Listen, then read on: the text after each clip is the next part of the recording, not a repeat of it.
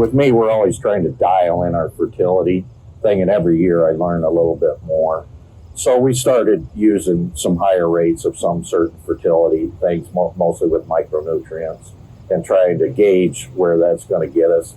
We did a fun little thing just trying to kill some corn just on a few plants with different amounts of it, and learning from that on where the safety was in that, how far you could go with that. So we're always doing different things like that. This is also with Extreme Ag Partnership with some different sponsors, allowed us to try some new machinery, some different things that we wouldn't have had that opportunity to do, and that's kind of fun and nice to do also.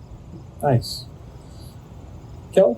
We probably have about 25 different trials going on all the time, but not all of those will get adopted, obviously. Okay. But three things that we have on a widespread scale, we're trying a fair amount of 15-inch corn versus 30 to try to space the plants out. It's a healthier stalk.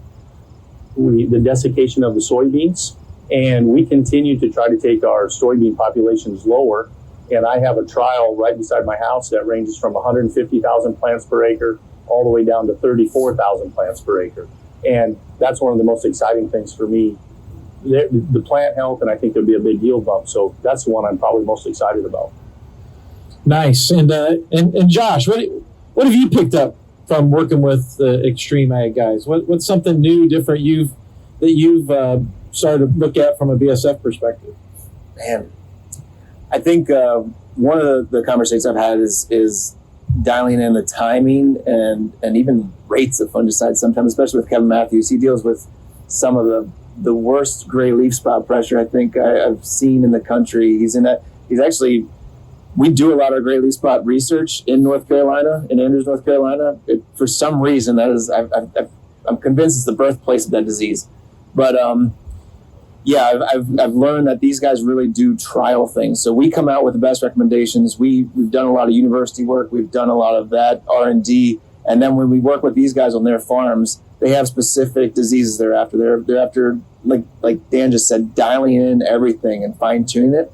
And that's what I really learned is we come with recommendations, but there is some tailorability to it when you get into specific locations and specific scenarios. And that's what we're trying to do with these guys, is continue to have the touch points out in the field to continue to help us tailor these things for the farmer.